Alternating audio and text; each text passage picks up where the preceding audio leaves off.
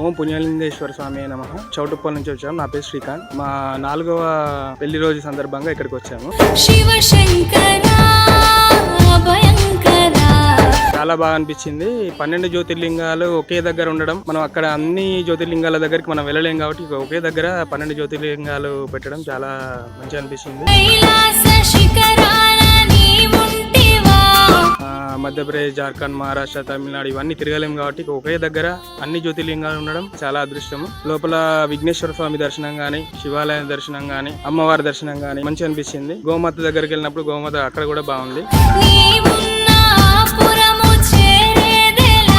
ఇక్కడ జలాభిషేకం గానీ అన్ని జ్యోతిర్లింగాలకి స్వయంగా మన చేతులతోటే మనం చేయడం చాలా అదృష్టంగా భావిస్తున్నాము. ఓం నమః శివాయ.